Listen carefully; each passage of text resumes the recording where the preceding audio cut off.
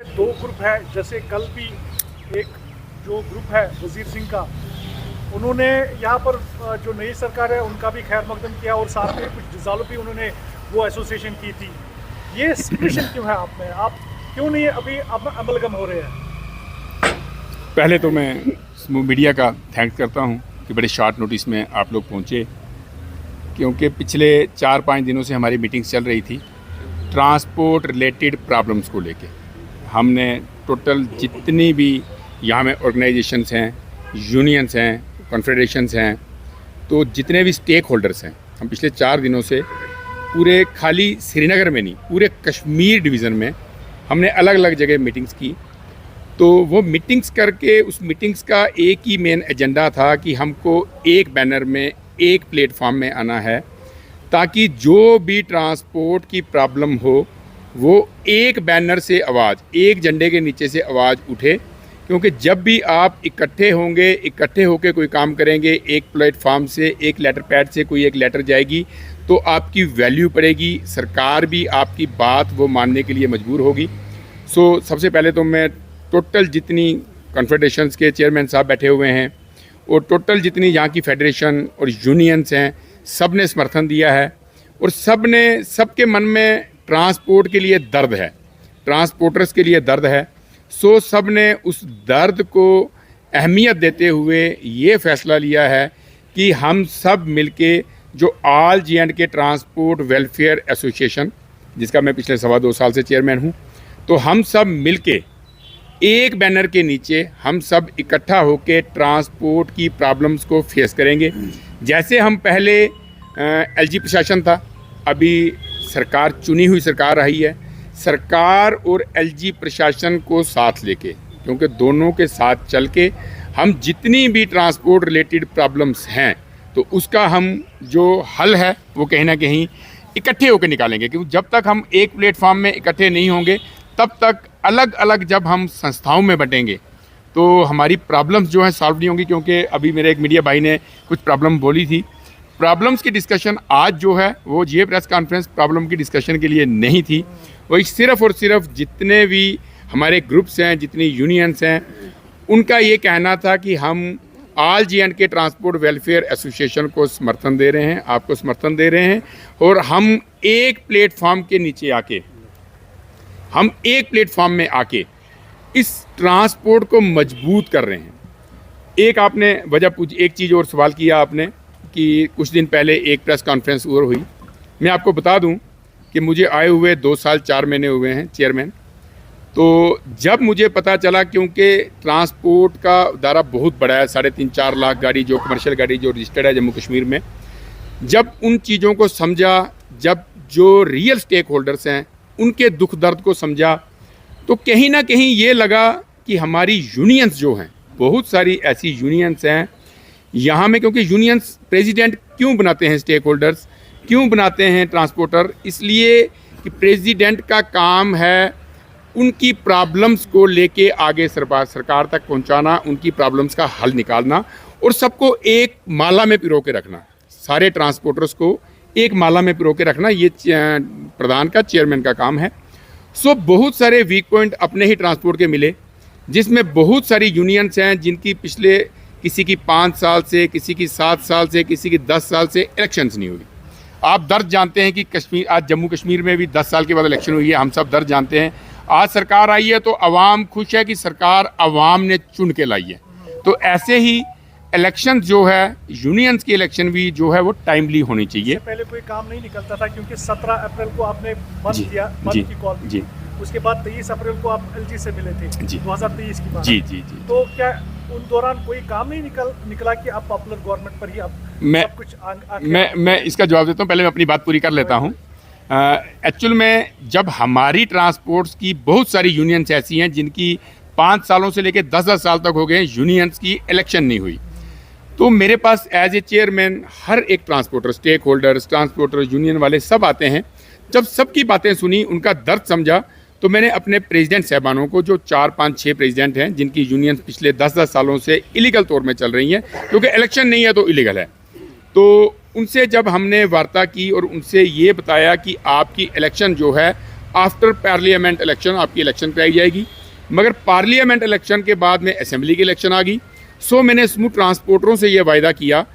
कि after assembly election, जो हमने असेंबली इलेक्शन से पहले एक मीटिंग की, उसमें एक रेजोल्यूशन डाला और हमने जितने भी ओपोजिशन पार्टी के थे, जहाँ हमारी जो यूनियंस चल रही थी, उन सबको एक साथ में बिठाया, उन सबको एक प्लेटफॉर्म में लाया और हमने ये डिसाइड किया कि आफ्टर असेंबली इलेक्शन सबसे पहले जो है इन यूनियंस की इलेक्शन करवाई जाएगी। मगर जैसे ही असेंबली इलेक्शन होती है, वो जो प्रेसिडेंट, जिनको पता है कि बहुत सारे प्रेसिडेंट इलेक्शन से क्यों भागते हैं, क्योंकि वो कहीं ना कहीं नाकाम होते हैं, कहीं ना कहीं वो ट्रांसपोर्टर्स की उम्मीदों में खरे नहीं उतरते हैं, तो उनको लगता है कि इलेक्शन होने से वो हार जाएंगे। जब आपको इस बात का डर है तो आप काम करो ताकि आपको चुन के लेके आएँ, ट्रांसपोर्टर चुन के लेके आएँ।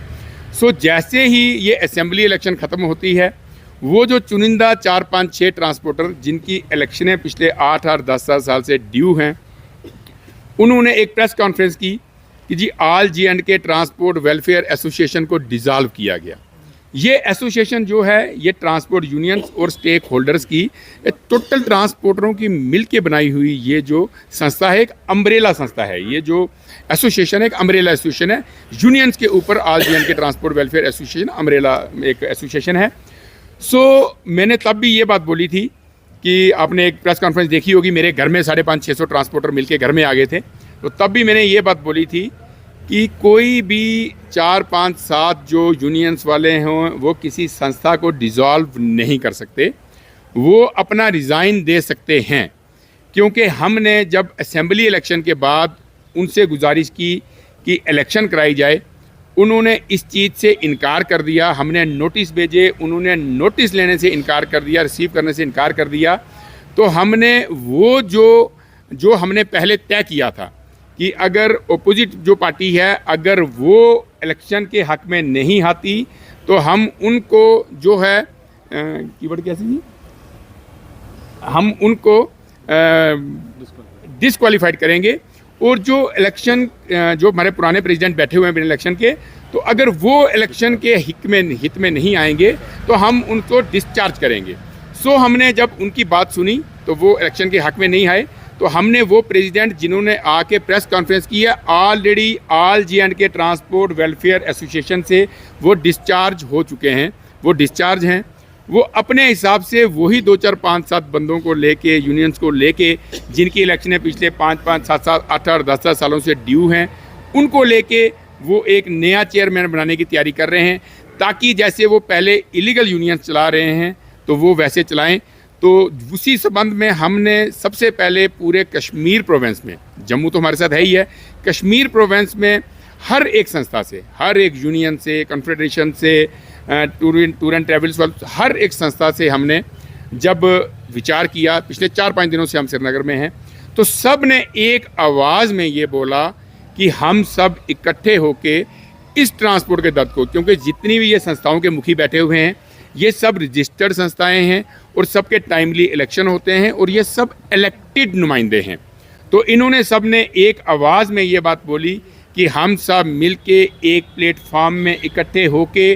ट्रांसपोर्ट की भलाई के लिए जिद्दोजहद करेंगे। सो मैं आज यहाँ मीडिया का धन्यवाद करता हूँ, यहाँ अपने टोटल जितने भी मेरी संस्थाओं के मुखी बैठे हुए हैं उनका धन्यवाद करता हूँ। आपने एक बात बोली कि हमने जब इसके लिए स्ट्राइक के लिए कॉल की थी, आपने देखा होगा मैं हमेशा एक बात बोलता हूँ कि हर एक चीज़ का फैसला टेबल टॉक में होता है, चाहे वो टेबल घर का है, चाहे झगड़ने के बाद थाने का है, चाहे बाद में जाके कोर्ट का है, फैसला टेबल में होना है। तो हमेशा कोशिश ये रहती है कि कोई भी प्रॉब्लम है, उसके जो कंसर्न प्रशासनिक अधिकारी है, पहले उन तक अपनी प्रेजेंटेशन दें, नीचे से शुरू करें, लास्ट ऑनरेबल लेफ्टिनेंट गवर्नर साहब तक जाएं, क्योंकि इलेक्टेड सरकार तो अभी आई है, पहले ऑनरेबल लेफ्टिनेंट गवर्नर साहब ही थे। तो हमने हमेशा एक प्रोसीजर फॉलो किया है, हमेशा टेबल होते हुए हम LG साहब तक पहुँचे हैं। और भगवान की दया ऐसी रही, आपने पीछे बहुत सारे काम, हमारा बहुत बड़ा फिटनेस का मसला, ऐसे बहुत सारे मसले थे जो जब भी हम टेबल टॉक में गए हैं तो मसले हल हुए हैं। क्योंकि मसले हल कराने का भी एक प्रोसीजर है। आप आज डायरेक्ट जाके रोड में बैठेंगे तो प्रशासनिक अधिकारी, उसके कंसर्न जो प्रशासनिक अधिकारी हैं, बोलेंगे आप तो हम तक आए ही नहीं, तो रोड में आप पब्लिसिटी के लिए बैठ रहे हैं। तो हमने हमेशा इस प्रोसीजर को फॉलो किया है। अभी भी पिछले 4-5 दिनों से हमने सब ने मिलके एक बहुत बड़ी लंबी फहरिस्त है, क्योंकि ट्रांसपोर्ट एक चक्का है, गाड़ी है, टायर चलता है तो नित नई प्रॉब्लम आती है। प्रॉब्लम्स हमारी अलग अलग डिस्ट्रिक्ट की, अलग अलग यूनियंस की बहुत सारी प्रॉब्लम्स हैं, क्योंकि इसमें ई रिक्शा से लेके ट्रक तक, टैंकर तक सब इसमें इन्वॉल्व हैं। सो हमने वो जो प्रॉब्लम्स की लिस्ट है, फहरिस्त है, वो हमने बनाई हुई है। हम with in days after Diwali के फंक्शन के बाद हम विद इन डेज जो है वो हम जो चुनी हुई सरकार है उनके सीएम साहब से मिलेंगे, हम जो मिनिस्टर साहब हैं, ट्रांसपोर्ट मिनिस्टर, उनसे मिलेंगे, और हॉनरेबल लेफ्टिनेंट गवर्नर साहब से, जिन्होंने हमेशा ट्रांसपोर्ट के ऊपर छाता बन के उन्होंने काम किया है, तो हम उनसे भी मिलेंगे और उनके कंसर्न जितने भी इशू हैं हम शाना बिशाना सब एक साथ कंधे से कंधा मिला के आज कश्मीर और जम्मू, सही मायनों में आज कश्मीर और जम्मू इकट्ठा हुआ है। और आज जम्मू कश्मीर और लद्दाख, मैं लद्दाख बोलना भूल गया क्योंकि लद्दाख के प्रेसिडेंट साहब, उनसे भी हमारी बातचीत हुई, वो भी कल आए हुए थे, आज उनको कहीं जम्मू जाना था, और इन सब ने इन राइटिंग लेटर पैड में इन सब ने all J&K transport welfare association को समर्थन दिया है। तो हम उम्मीद करते हैं कि ऐसे ही जैसे हम आज इकट्ठे हुए हैं, ऐसे ही जम्मू और कश्मीर एक साथ एकजुट होके एक प्लेटफॉर्म में आके ऐसे ही ट्रांसपोर्ट की सेवा करता रहेगा, और ट्रांसपोर्ट के जितने भी मसले मसाइल हैं उनको हल करने के लिए हम एक साथ होके ऐसे ही चलते रहेंगे। मैं एक बार फिर से आप